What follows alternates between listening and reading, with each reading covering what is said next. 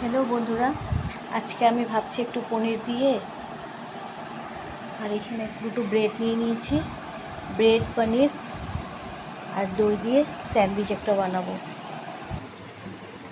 আর এখানে বাদামগুলো নিয়ে নিয়েছি, বাদামগুলো ভেজে নিচ্ছি। বাদামগুলো দেব।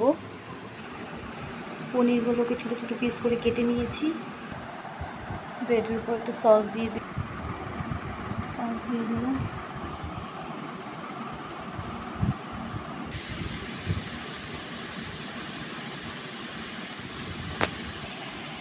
তার উপর একটু দই দিয়ে দিব।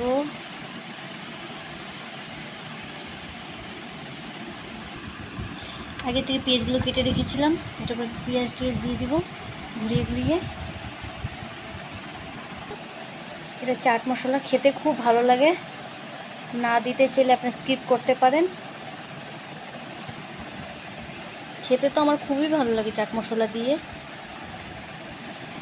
এটার উপরে পনিরগুলো দিয়ে দিবেন।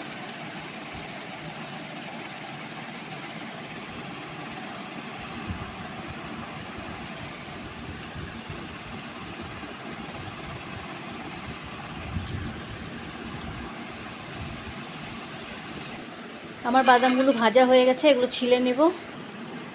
আমার বাদামগুলো ছিলা হয়ে গেছে।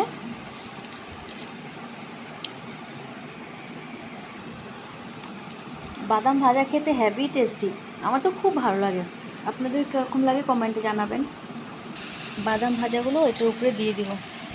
খেতে তো হেভি লাগে, আপনারাও বানিয়ে খেয়ে দেখেন।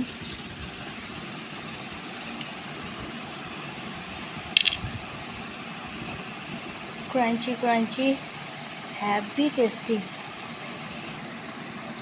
এখন এটার উপরে একটা একটা করে ব্রেড জয়েন করে দিবেন। রেডি আমাদের পনির ব্রেড স্যান্ডউইচ।